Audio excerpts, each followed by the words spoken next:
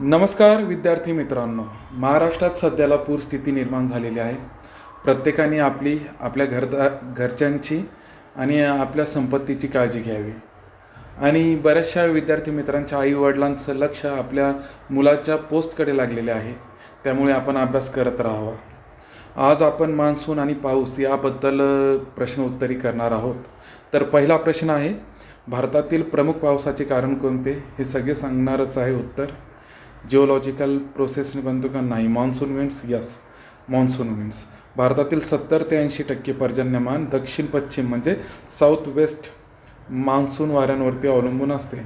अरब सागर शाखा म्हणजे Arabian C branch आणि बे ऑफ बेंगाल ब्रांच ह्या दोन मुख्य मान्सून प्रवाह आहे. कन्व्हेक्शनल रेनफॉल सर्वाधिक कोणत्या वेळेस पडतो? तर याचं उत्तर तुम्ही सांगू शकाल सगळे? तर याचं उत्तर आहे बी, आफ्टरनून आणि इव्हनिंगला. का? कारण की सूर्यप्रकाशामुळे जमीन गरम होते, त्यामुळे गरम हवा हळूहळू वर चढते.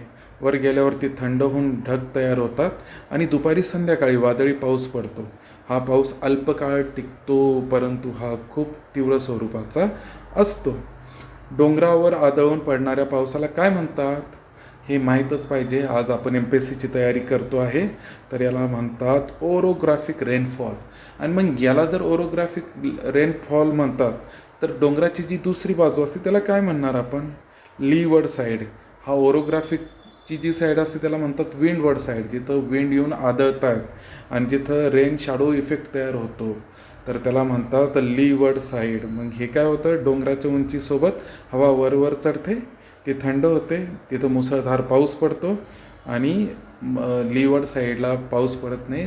त्या जो आहे पावसाच्या सावलीचा प्रदेश, त्याच्यात आपण येतो. म्हणजे मराठवाड्याचे लोक, विदर्भाचा बराचसा भाग येतो.